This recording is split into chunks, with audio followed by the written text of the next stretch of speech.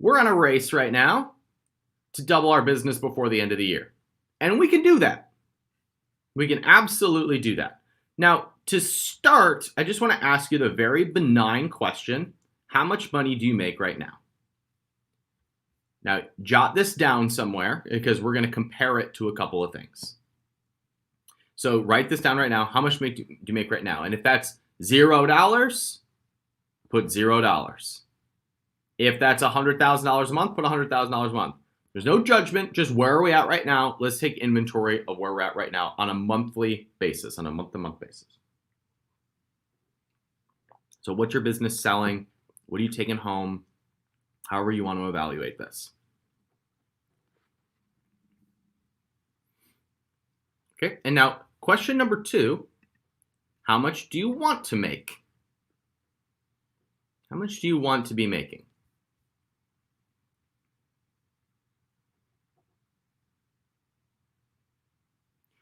Now, what I would like to hear from you is what's the difference between question number 1 and question number 2? What's the difference, the numerical difference?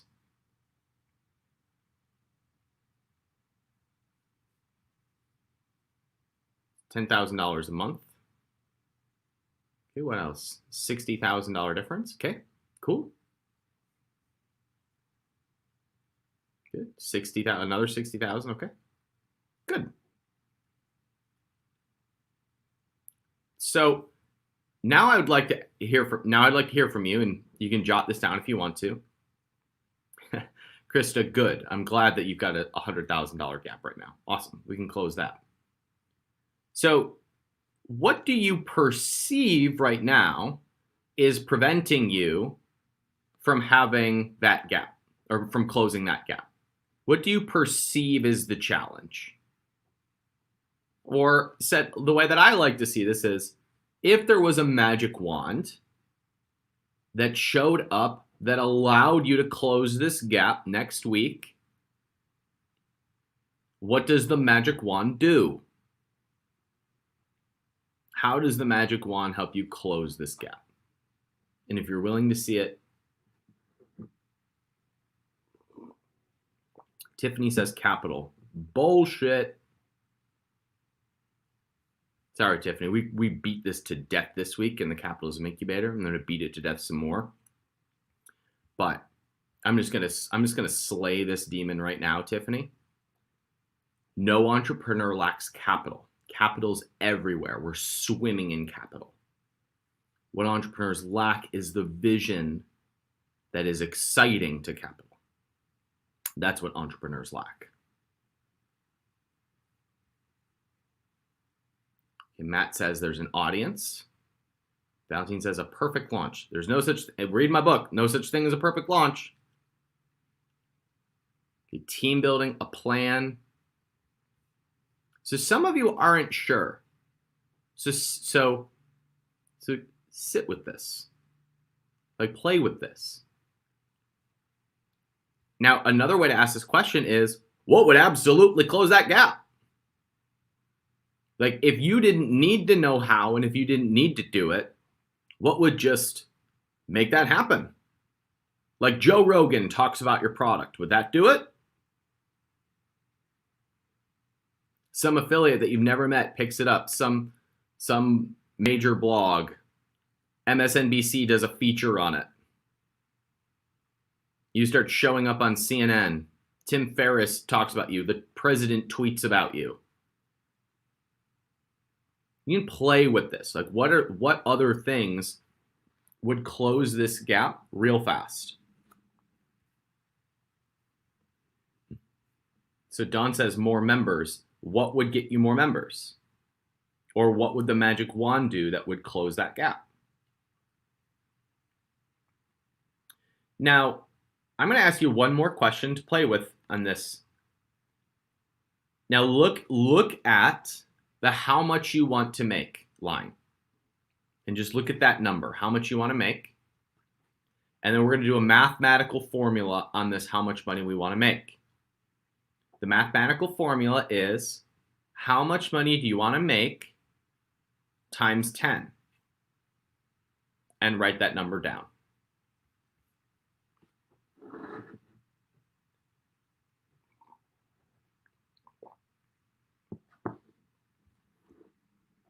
Give me a done in the comments when you've done this.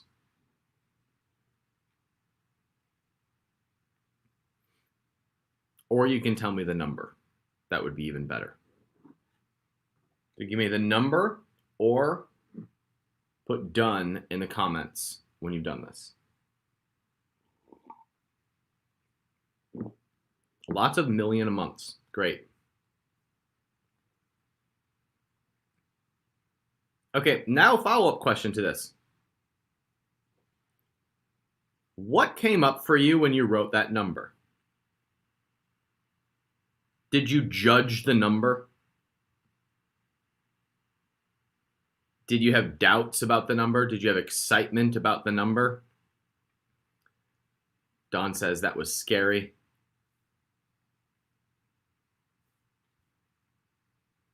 What else? What else came up? Doubts and excitement, Andrew says. Good. Now, it's so interesting. I love this game. I love this process because it's just a number. Like the assignment was take the number and times it by 10. And what's interesting is all of these judgments tend to come up. About 80% of people. Like even so, this is a great comment from Ken. Ken says it just seems too large. What? He means just too large. It seems too big. It seems too high. Seems like too much. Because otherwise, like if you believed it was normal, it would have been the first number. It would have been the how much money you want to make line. But when we times that by 10, there's for a lot of people, there's this hesitation. But the assignment is, it's just a number. It was just an assignment.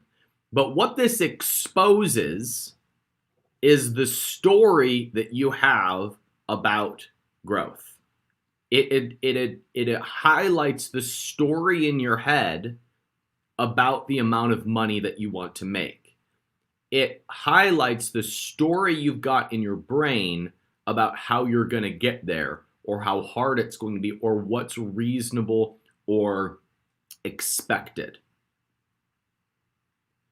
But when you realize that it's just a story, then you can make these numbers whatever you'd like them to be. Give me a thumbs up if you got it.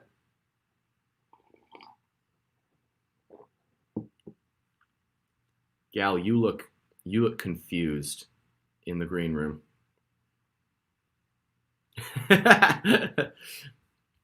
Thank you, Andrew.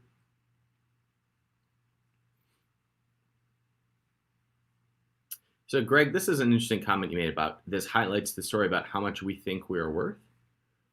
Another way for us to think about this is it highlights the fact that we connect money with worth. Like, what if you were completely detached from the number and it was just a number, and your worth or your ability was just constant or infinite, right? Like, so regardless of what the number does, if you were just here and you were able to release the connection between who you are and what you're worth as if they weren't related at all. Now it's just a number. Now it's just money. Now it's just neutral.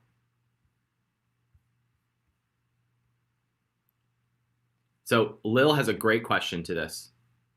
How did you open yourself up to the bigger number? So here's your first assignment for this week. That number, some of you put, the most common answer was $1 million a month. In that number times 10. Your job this week is to answer the question, is there anyone that you can find evidence of that makes or has made $1 million a month, or whatever that number is?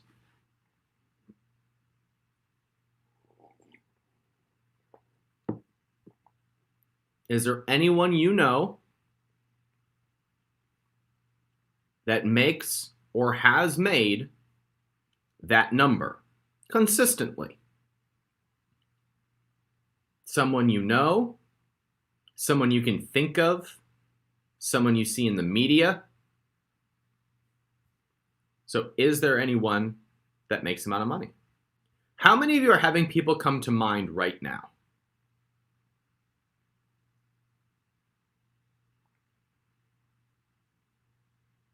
Maria, you don't need to know them personally. Just can you find examples of it? Valentine's having a few people come to mind. Greg's having a few people. Lil's having a lot of people come to mind. Amanda's having people come to mind. Okay, and if you're writing this down, open up a fresh page in your journal. Headline, evidence.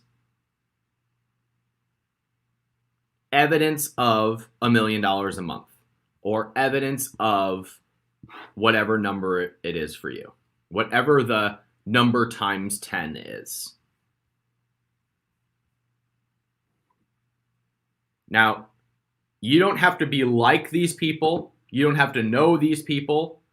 You don't have to have a connection to these people. Just, can you think of people who make the amount of money that you want to make times 10? The answer is always yes, because no one here is Jeff Bezos. The answer is obviously yes, because no one here is Warren Buffett. So there's two examples. And so you can just beat that to death. Now, the evidence part of this process is not just people. It's also things like processes. It's also opportunities. It's also companies. Are there companies like yours who have that kind of revenue? Can you think of companies or businesses in or out of your industry that have that type of revenue? The money you want to make times 10. Well, yeah, now there's more.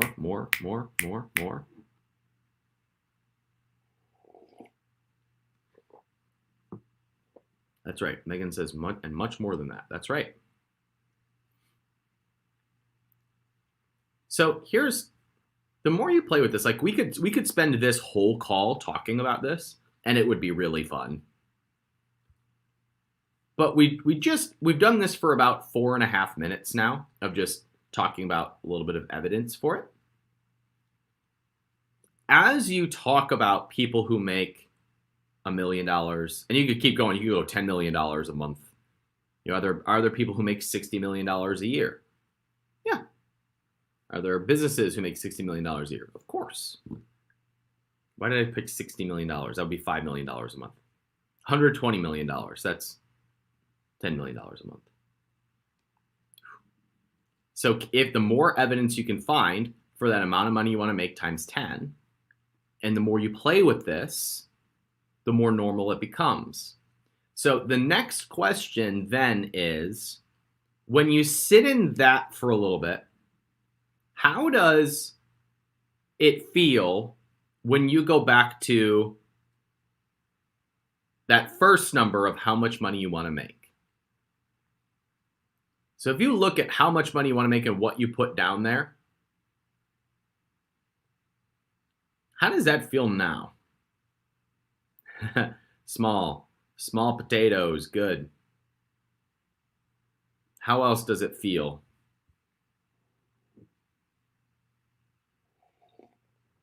And specifically, like, how does it feel when you look at that number? Or what's the feeling of small? Meg says easy. Some people might use the word disappointing. It's almost like a disappointment in yourself. It's like, shit, I've been doing this for 5 minutes and I already realize how small I've been thinking.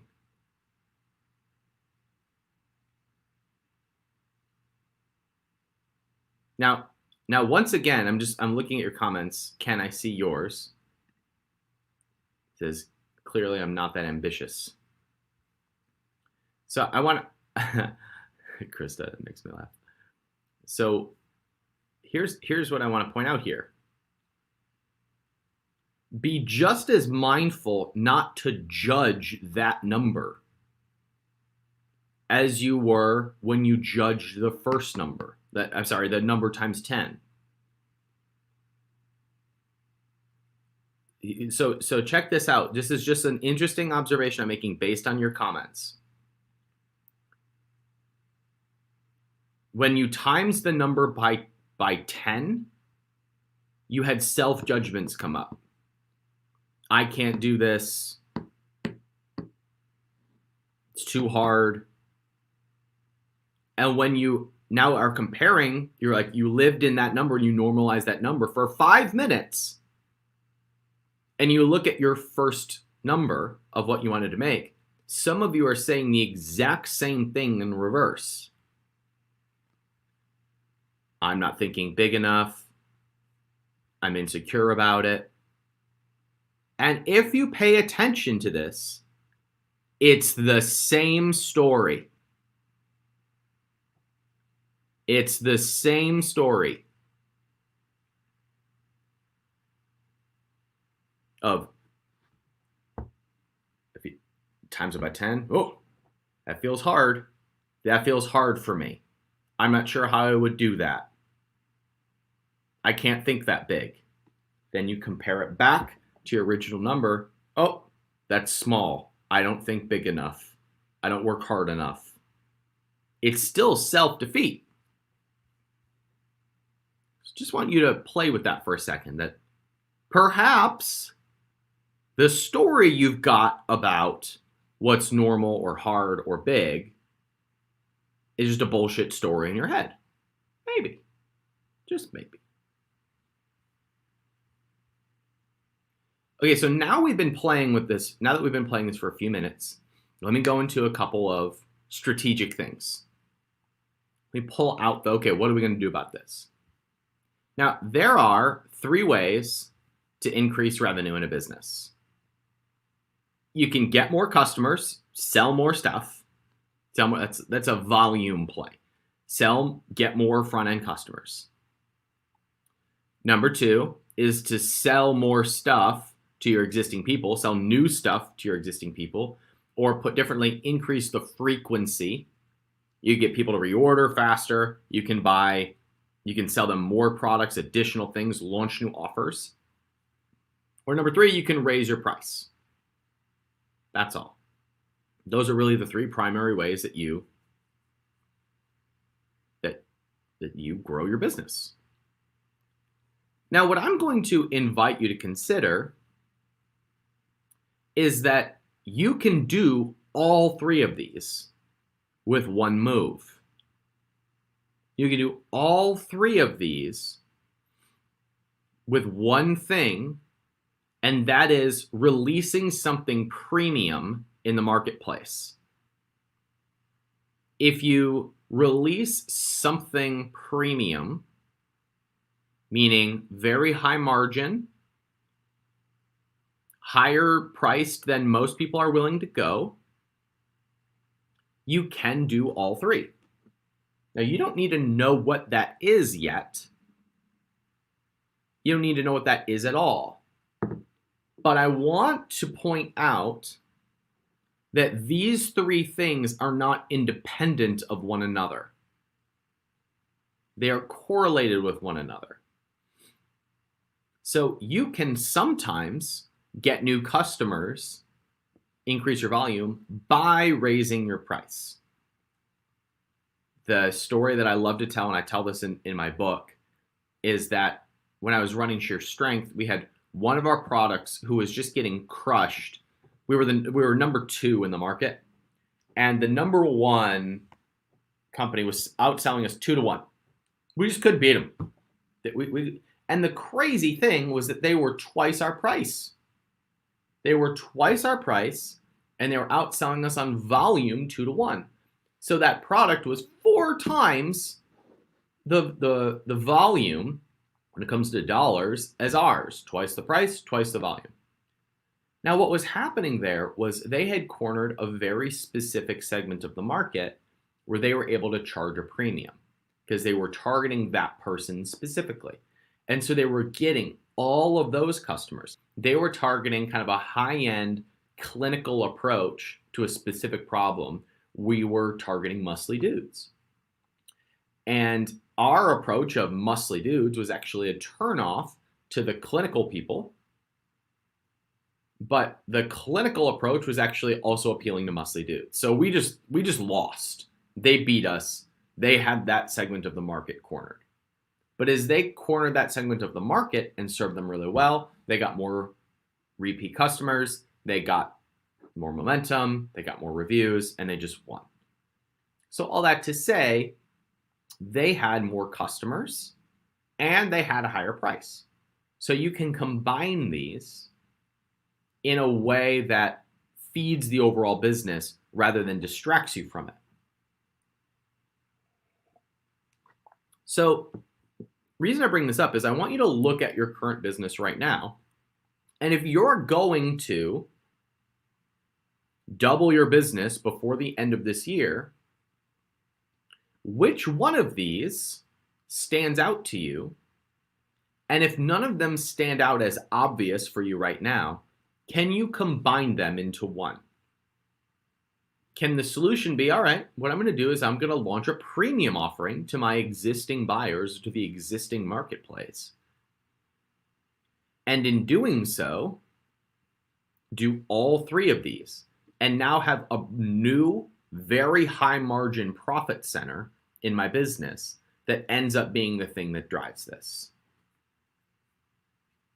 And by the way, the answer is always yes.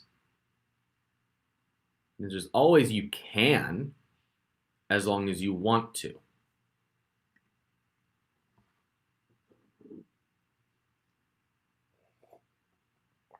All right, now let's move on. Because the only way that you can do any of these 3 is by having people pay attention to you. It's the term that I call audience. Now, there is a training from the 1% where I go very deep into building audiences. We spent a whole month talking about it. I'm going to recap it in 3 bullet points. I would highly recommend. I think it was probably our best training of the year so far. So if you haven't seen it, go watch it. But here's the summary in 3 bullet points. If you could only do one thing, create a lead magnet and drive all of your ads and exposure to that lead magnet. The sale comes in the follow-up emails. So all this to say, if you don't know where to build an audience, build an email list. If you're not building an email list, you're kind of wasting your time. Email is the highest converting audience mechanism, by far, without question. Everything else exists to build the email list. All of your content exists to engage the existing audience. And the purpose of the first purchase is to pay for the acquisition costs. That's audience building in 3 points. Put all your attention on email. Content exists to engage the existing audience. And the first purchase is there to pay for the acquisition cost. All of the profit comes in the follow-up.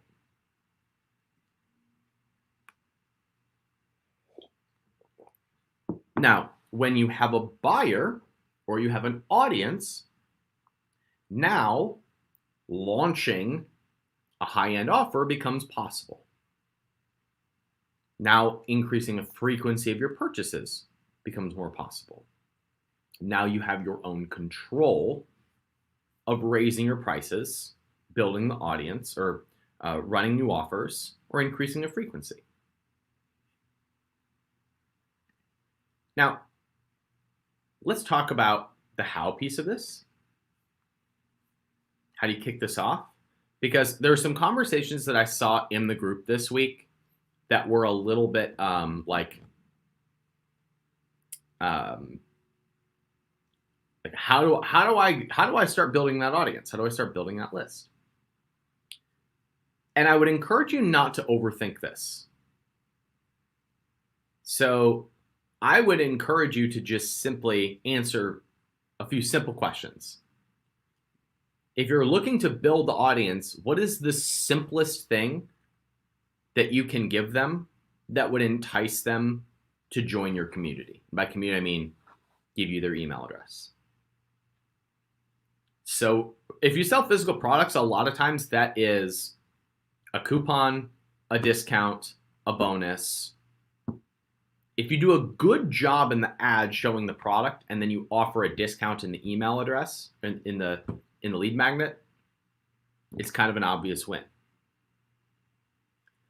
Most people will say, like, get my 30-day course, and at the end you can buy my pan. There's just no need.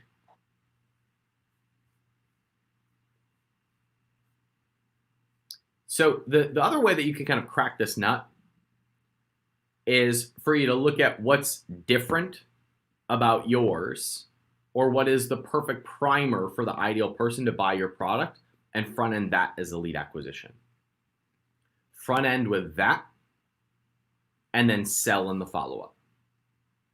All the magic happens in the follow-up. And if you look at the training we did about audience building, kind of the formula is add or content to lead magnet to sales page, but that sales page just exists to pay for the acquisition costs. Gal, you're kind of freaking me out with your mouth up to your microphone there.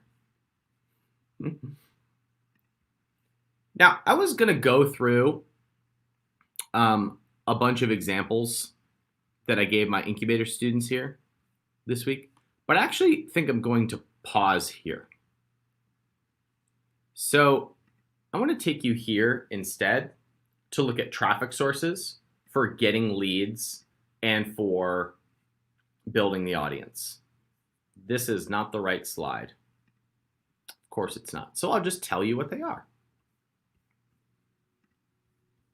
So as you are front-ending something to build that audience, there's essentially 3 ways to dump people into the top end of that. There's advertising, there's sponsorships and referrals, and there's organic content.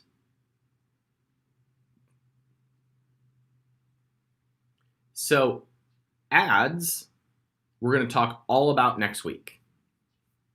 We're going to talk about viral ads and video ads with Kevin Anson, one of our own, pretty much the best in the business at building video ads that convert. And we'll break this topic down even more. Organic content, you all know, and most people resist, and it's fine. You don't have to do it. I think the purpose of organic content is to engage the audience that already exists. And then the third is referrals and sponsorships. This is when you go sponsor the influencer to talk about the lead capture, not the product, the lead capture. Because it's very hard to get somebody to convert on first awareness.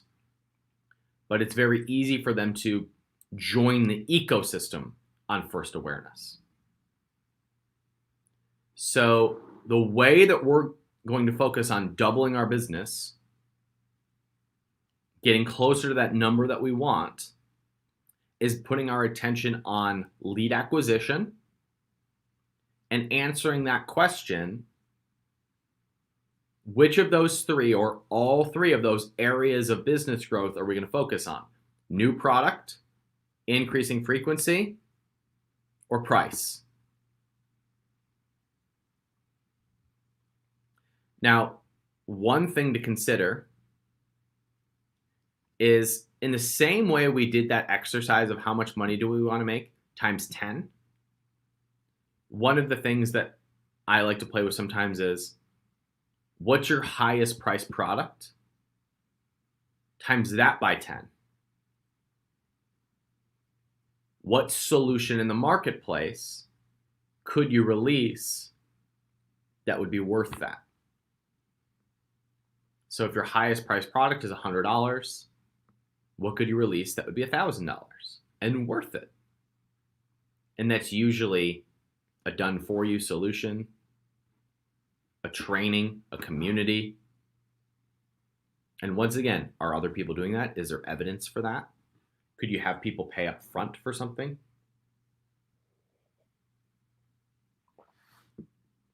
But of course, none of this matters. None of this matters if you cannot foresee, if you can't envision yourself doing this, if you can't envision that it is possible for you, which is why we spend so much time on that deep work at the beginning of this. All right, so I'm going to pause here and come over to y'all in the green room and chat with you guys. So, Gal, your video is off, so I'm going to skip you for now. And we're going to go ladies first here. Meg, give me a thumbs up if you are ready to join me. All right, let's do this. Good morning, Meg. How are you? Good. How are you? Doing good. Good to see you. Great to meet you. Yeah, how's it going? Good. So thank you for all that. You already answered my questions a little bit, but my current business I started maybe 3 months ago, and it just kind of took off. So what does that mean, took off? Like, what happened? It just so I started on Etsy. I started this just thinking it would be like a little side hobby. Mm-hmm. And on day 2, I started getting sales, and they just kept coming and coming. So last month 2, we did 40,000 in sales. Good for you. Yeah, I was like, holy crap.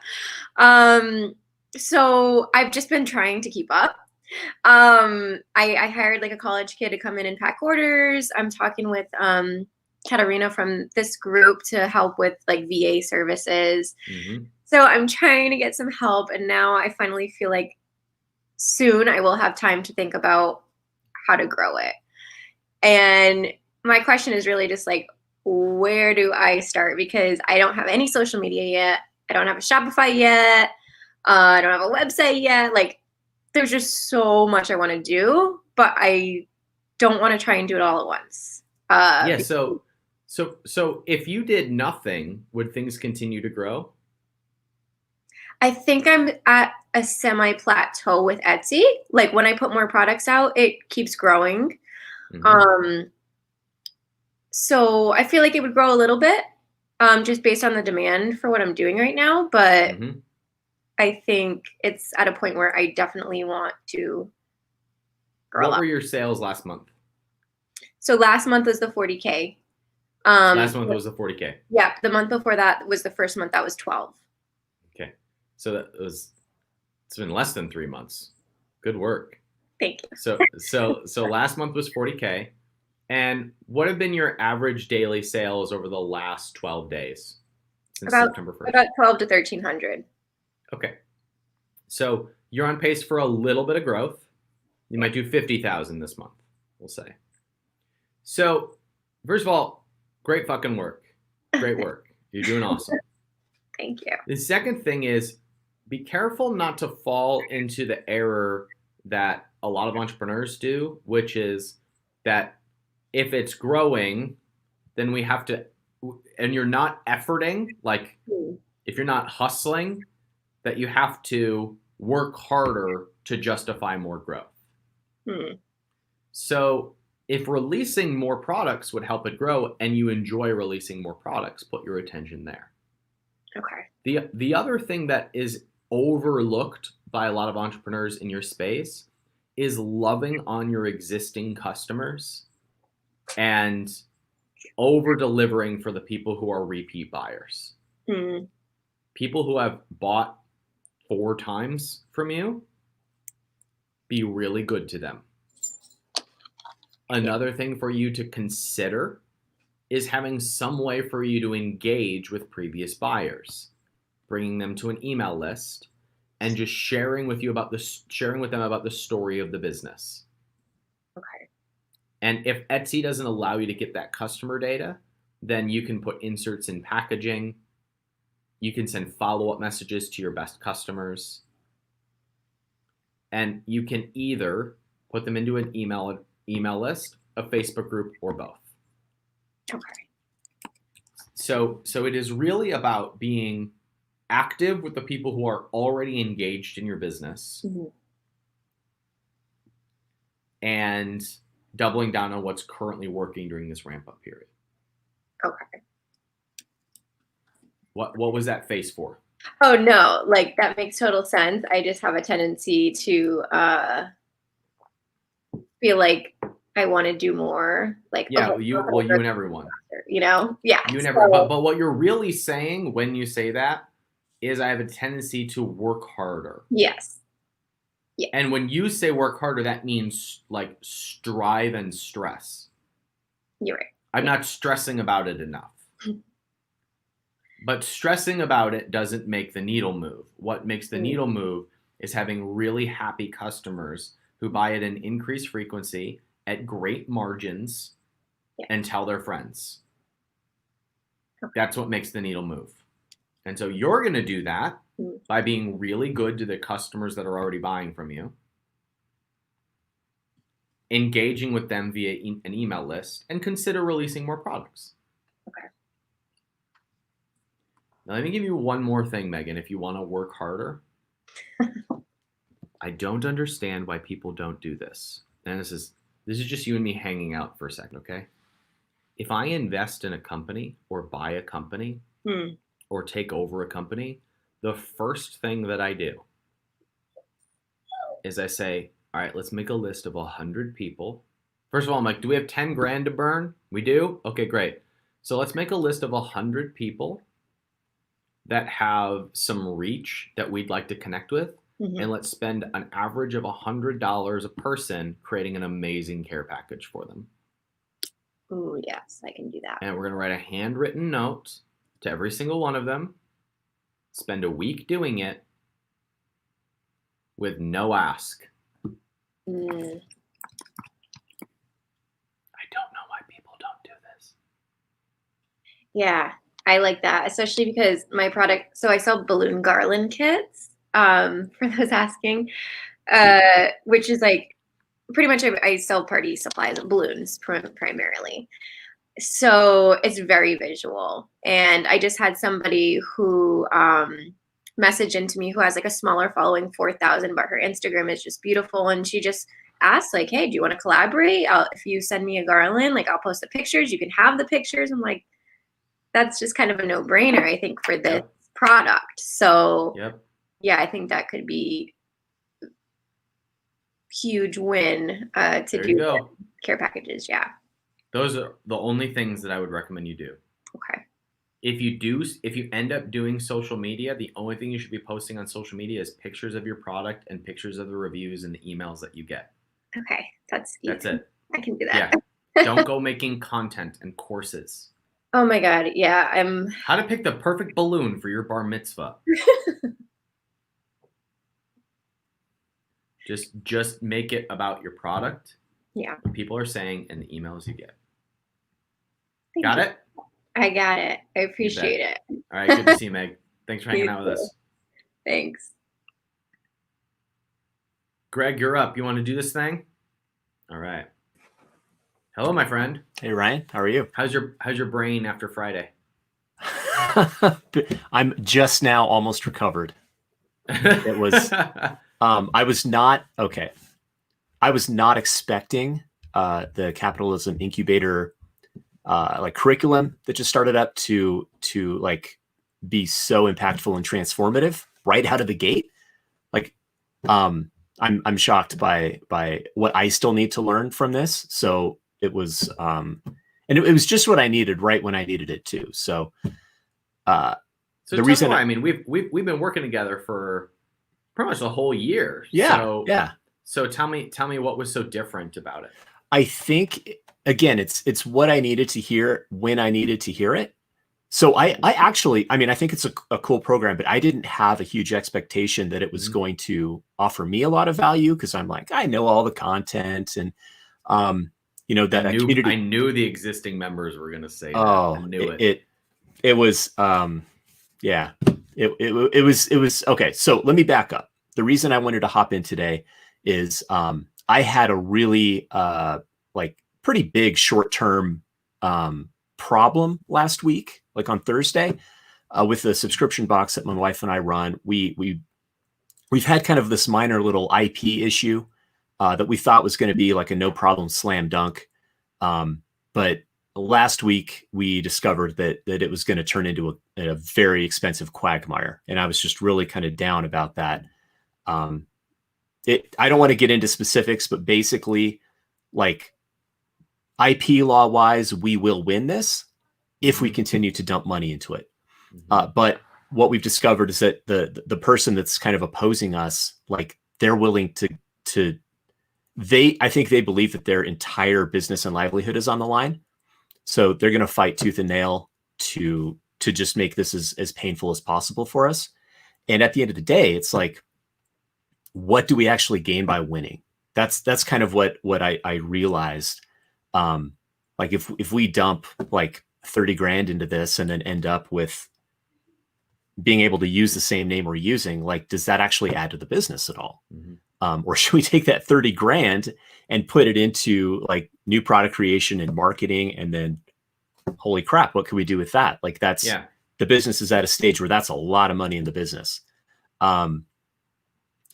So I was just kind of struggling with this whole thing. Like Thursday, Friday, I asked for some feedback in the group, and I appreciate the feedback I got. And then what I realized after Cat Inc. on Friday is that I've just been thinking too small the whole time. And my wife and I went out to dinner last night, and we talked about, the intent was to kind of talk about like what we do, like, do we just kind of rebrand and like dump the whole TM thing, not worry about it, and just move on? And we both had this idea of like how we just like tweak the name a little bit, like to just kind of keep doing what we're doing. But she, like, during dinner, she looked at me and she's like, we could totally reimagine what this is.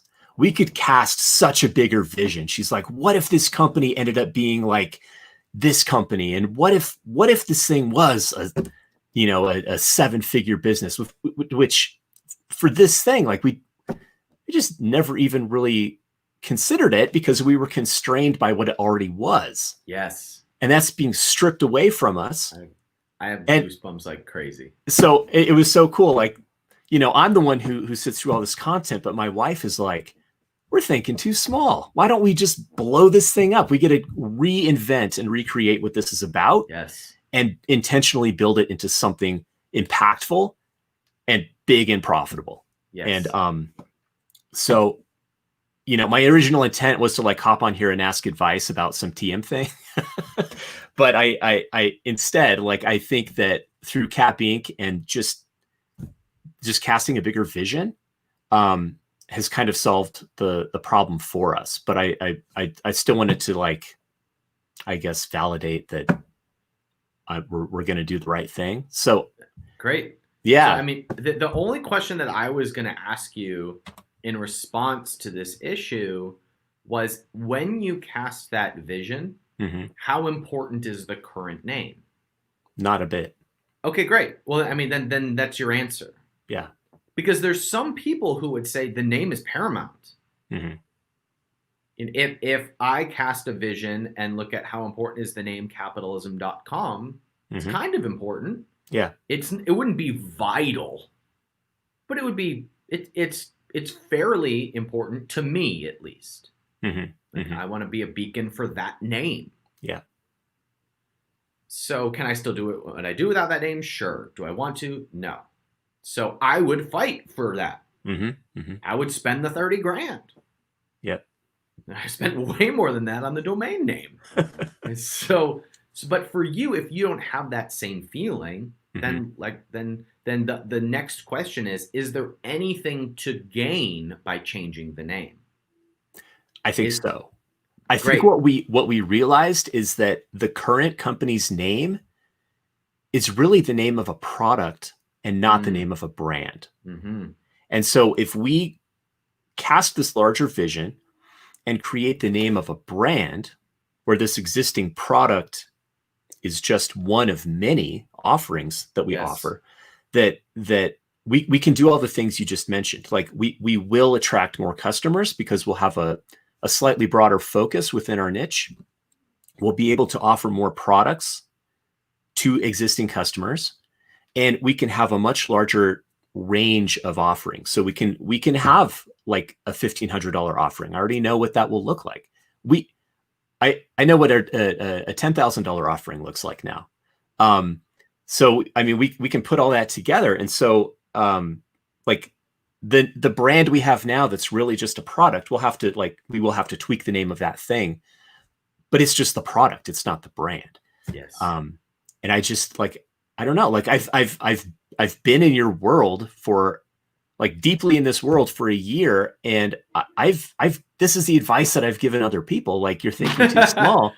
And so it's just always shocking to me when I find that I'm doing it to myself. So yeah, we were entirely comfortable with building this business into something that was basically good, cash flow replacement income for somebody. And then we were gonna flip it basically.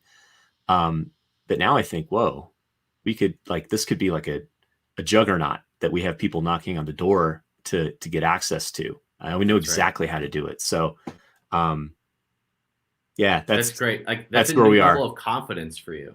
I think so. And it's so cool. It ties in perfectly with what you just went through this morning. So I think what I need to really do. So by the way, our capping homework, I've already found a VC company that invests in companies just like we're building. So I have 5 companies that took on money in the last 2 years. So I'm going to reach out to this company and say, hey, not that I'm trying to sell to you right now, but I'd like to talk to you and look what it is that you look for when you buy. And that could be part of the vision we cast, is actually intentionally incorporate all of this stuff into what we build out now, so that somebody would either, throw in a 6-figure investment to grow or potentially acquire. So it's just it's crazy, man. Like Thursday, I was in survival mode for this thing, and now it's going to be the best thing that ever happened for it. So that's boom. I love that. Yeah, I'm loving this conversation, and this is very validating for me because it's. I know that the demand going into a new experience like we started this week is show me the secret, or show me the hack. And the hack is changing your focus to exactly where it's going. Mm-hmm. And now you just saw all this runway that you couldn't see before, to the point where now you're like, oh, that company might buy us, that company might buy us, that company might buy us. But it requires me to operate my business in a way that is worthy of being acquired by someone like that. And that means I need to build a brand, not a product. Right. Beautiful. Well done. Cool. Thank you.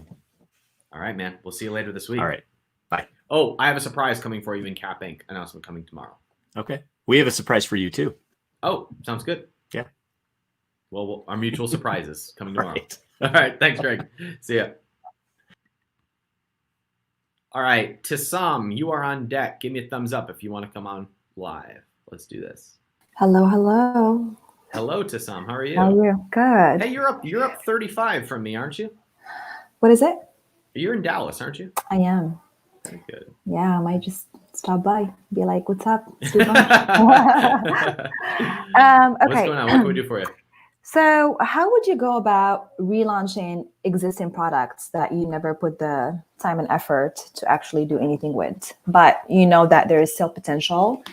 And I do have a vision of growing the existing line of products, but in order to do that, I will need to like change packaging colors and as a start. But how would you, what's your go-to to relaunch an existing line? So first of all, what do you think is best for the business right now? In what way? Like what if I don't give you any advice, what do you think the advice is?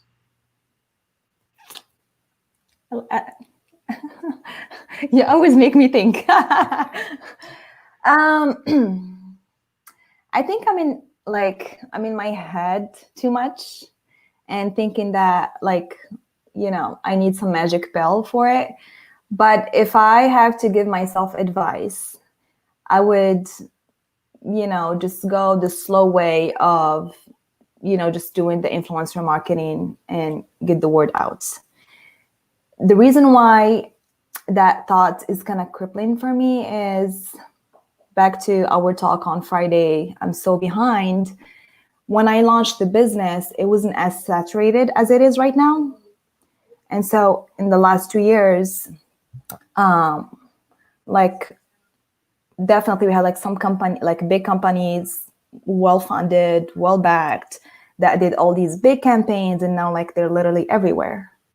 Now, even though it's saturated, I still see my product category as new. A lot of people still don't know that this product exists and it solves a very specific, pain points. So I know there's still potential, and I'm not giving up on it because I literally, I just, left my corporate job and I want to do it full time now. Great. But all the thoughts, yeah. Let me coach you on a couple thoughts here. Okay. First of all, when you say I'm in my head, being in your head is simply calling on past experiences for help today. And that's what being in your head is. It's thinking about the past. It's running the past over and over, all the data that your brain has captured up until this point and trying to project it forward. And you reflected that very beautifully by saying 2 years ago when I started this, it wasn't so saturated. Now it's saturated. Past, projecting future. Mm-hmm. So if you're going to launch this, a launch assumes new. Okay. Launch assumes no past. Launch assumes the start. Even you saying I'm behind is actually referencing I'm behind where I thought I would be in a previous time. That's what behind is. You're not behind now. You're just behind a past projection of yourself that's not real. Mm-hmm. So you're right on time. Yep. So how would you operate if you were right on time and you were starting this new? And since 99% of the world that needs this product doesn't know that the product exists, are you really held back by how you've done it up until now? No.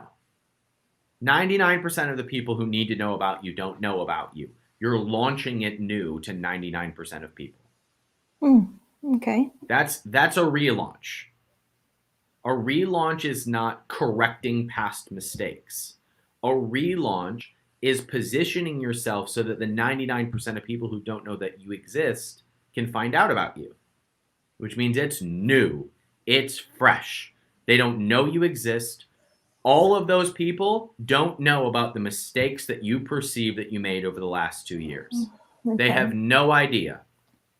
They're seeing it for the first time.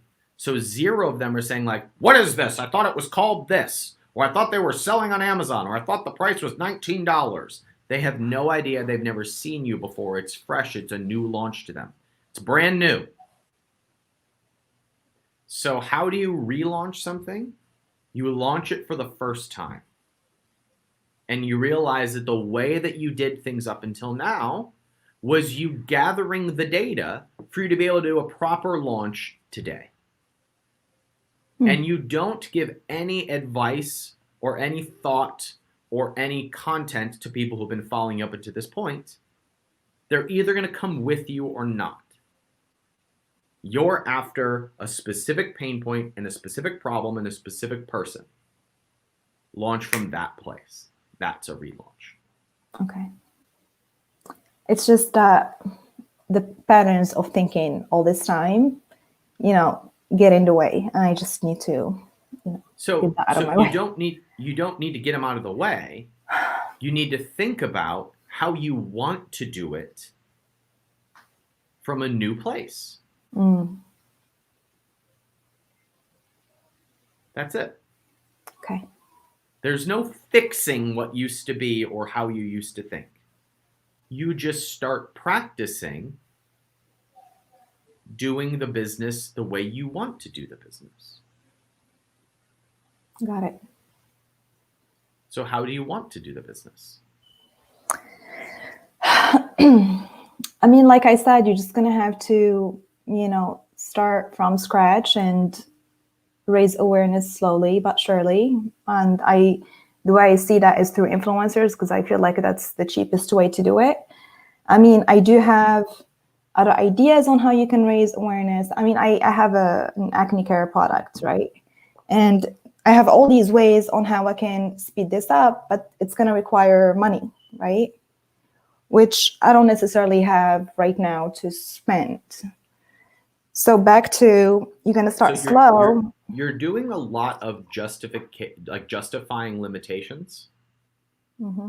Like you're doing a lot of if then in your brain. I could, but I could, but I could, but I could, but like it's like that mental energy is exhausting. And I only know because I can relate. Like I've done it too.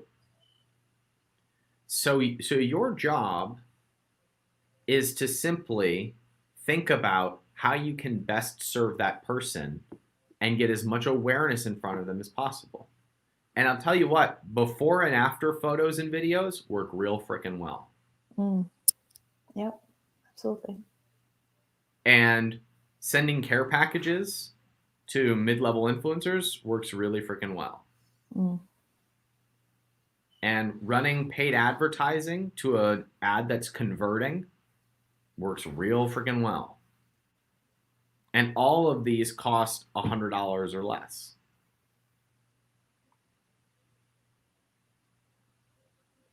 Got it. Okay. Do you have anything that's working really well right now, Tassam? I think I always see a spike of sales when I have influencers on TikTok post a video. It just blows up and I get lots of sales from it. And what types of videos are they doing? Just using the product. It's like my type of product. It's not like a cream that you're gonna put on your, breakout and hope that it's gonna work. It's literally shows you that it's working. It's like it's overnight. Mm-hmm. And so usually when they post those videos and you can see the results, people are like, oh my God. And so just go straight up to Amazon or to my Shopify store. Mm-hmm. So that's what I've seen. Yeah. Mm-hmm. Good. So have you watched the content from Cap Inc. last week about how we carve out a certain sphere for influencers? Right. Right. So one of the things for you to consider is you can have 5 influencers talking about you for free because it doesn't cost you any cash. Cash is just one of many assets. And Greg put a good comment. Take those videos and run them as ads. Yeah. Real good idea. I don't know. Facebook doesn't like acne videos for some reason. Then don't mention acne anywhere in the copy. Oh, just okay. Show the before and after photo. Now we could sit here and we could talk like we talk strategy all day. Yeah. The real shift for you is practicing launching the business that you want rather than what you think you have to correct for. Because you're trying to fix things in the past rather than casting a vision for the future. I am. Yep. And the more that you can think about where you're going and who you are and who you want to be, the faster that you will grow. Scout's honor promise. Okay. Got it? Sounds good. Yep. Thank you. All right, cool. Good to see you. All right. Andrew Baker, you're on deck.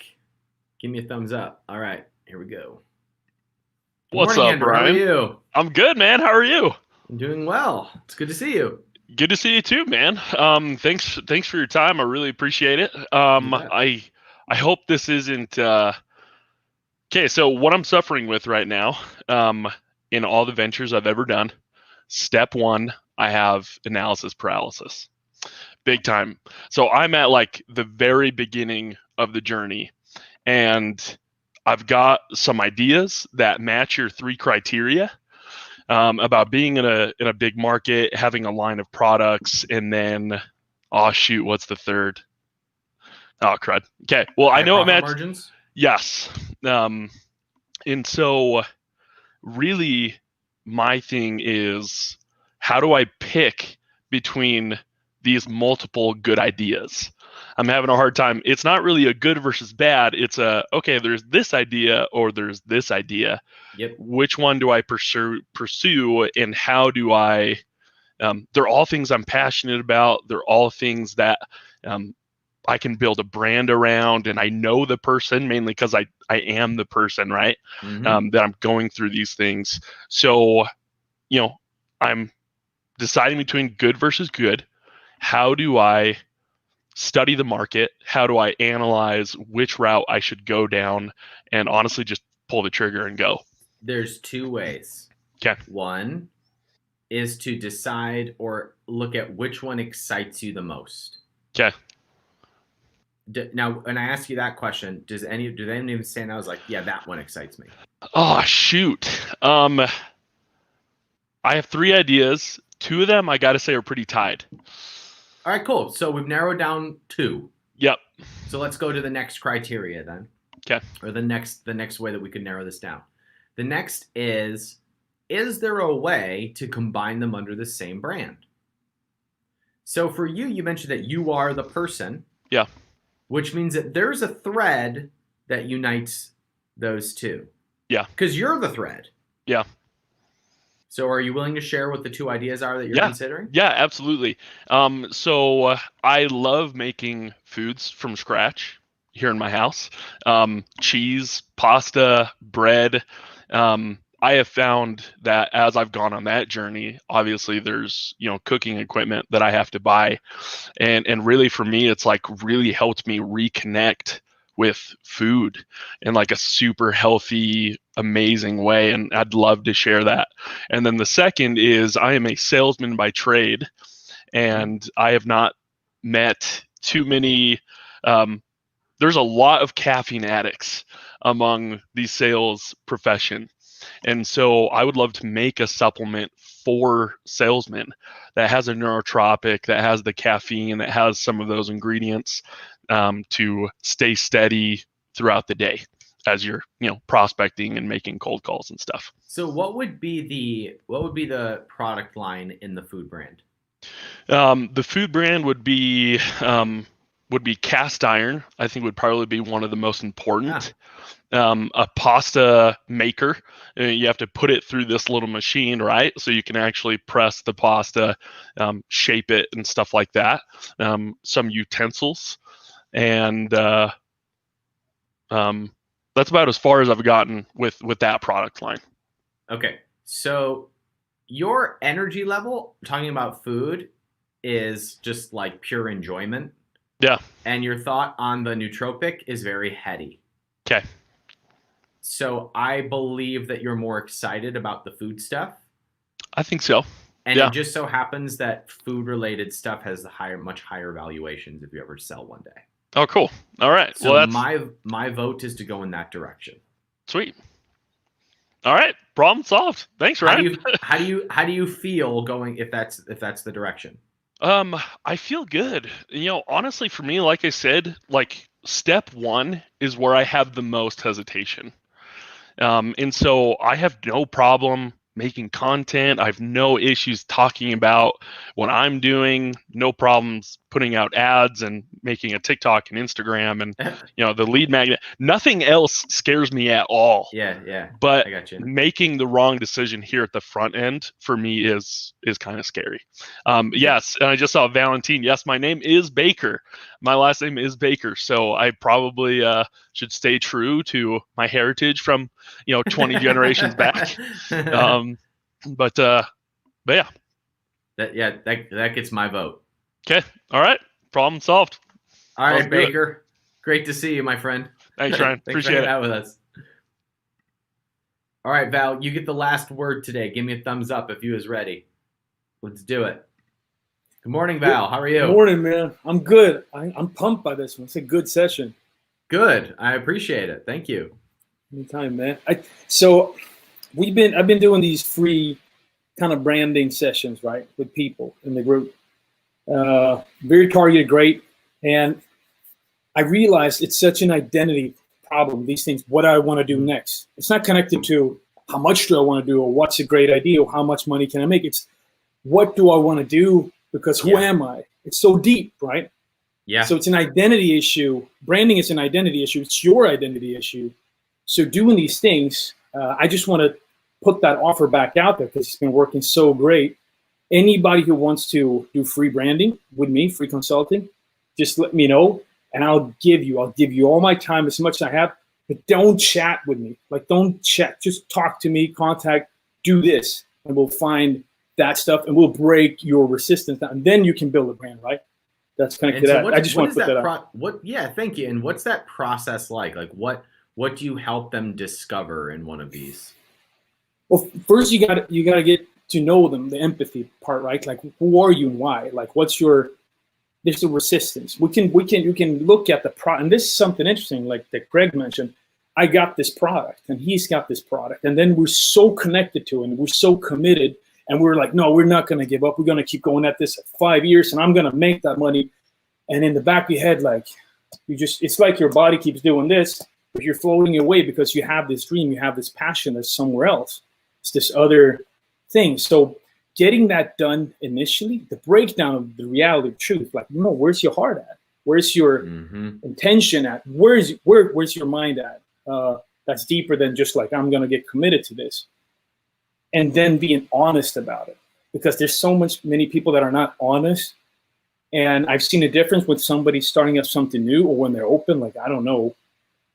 But then you talk about, well, who are you? Well, I'm a hunter and I do this and I do that. And I want this in my life. Then you're doing a hunting brand and you're connecting this with this, and that's your people. So you have to find who they are you just got to get honesty, and it becomes almost like we become friends very quickly. Anybody I work with, I become friends with instant, because I have to empathize with them first before I can empathize with the market, which I have most likely experience with. So the empathy part there is, I just realized through this group how much I love the initial part. Don't ask me how to scale and make $1 billion. That's what you do amazingly, and that's what I would love to learn. But I just realized my own strength more when I'm in a group like this. Hey, Val, just stand there in the start. Be the guy. Be the brother who gets him into the army. Hey, man, you want to get them grounded, get the guard lowered, and let's talk about reality. Like, what do you want? How should people contact you, Val? Just right now, just write me on Facebook. DM. I've noticed two different, when I can do it and they can jump on it, bam, magic happens. But I'm trying to create more of a scheduling place where I have this amount of time, let's do it. And the next phase would be hey, let's just do like this. I can do sessions where I can talk to more people and get them through these little things quicker. But it's trickier, right? In the personal kind of touches, so much, easier. So yeah, Great. Yeah. So if you're struggling with a branding issue or what you should do next, shoot a DM to Val. It's a big thank you for giving that to the 1%. I appreciate it. Anytime, man. It's my pleasure. And I just want to give a quick about the bigger vision. A similar thing happened to me that happened to Greg. And that's why I'm excited to help him brand this greater vision as well, because it's so personal for him and for myself. I realized I've been working on platforms prior, and I've been very passionate about platforms, the chicken or the egg. How do you create a culture? how do you make these things? Where do you start? How do you move with the pivoting of these things? So I realized I'm working now. I go back to marketing. And I work for clients. And then I realized these things that makes you up in the middle of the night. We're like, man, I got to get this out. It's a great idea. And the platform, I thought, I'll give it right now, just as of a proof of that. Even though I give it now, people aren't going to do it. It is an educational platform where we have noise. It's so noisy, right? Who are we going to pick? Who are we going to pick these days? Because there's so many things, but it's not based, we're getting so much information, but it's not based off of your personality. So you got to find out your personality. And then from your personality, you get prescription of what should you read and in what time and in what order. Clarify that thing. That can get automated. We have now an automated course kind of app or website for younger, newer generations. This could be done very simply with Maslow's or hierarchy needs and then business needs. You combine these, present these things, and this is what I want to work on. It's grand vision. It's nothing compared to like. So that it just now my problem is this: how much should I sacrifice and at what time? Because I pump when I think about the vision of this, but I get scared. So is that a question or a statement? The question is, well, it's a statement, and the question is ongoing because how quickly, like, I have this feeling, right? I've seen this vision. I have the work that I do. I need to put in place now, and I hope this is the boundaries. Yeah. And then so, put the process so I can leave it. The first boundary is on yourself. Yeah, okay. So if you honor your own time, then the boundary is natural. It's when you start giving into that. Yeah, that's true. Other people bleed over into it. That's okay. Step one. All right. So if people want to work with you, they'll reach out on Facebook. Thanks for that give, Val. Appreciate it. Anytime, man. Just do it. Thank you, brother. Okay, my friends. Great to see you. Thanks for such a great session. Next week, we'll be joined by Kevin Anson, who will be helping us scale video ads so that you can run this process more effortlessly. Thanks for all of your attention today. We'll see you guys later. Take care.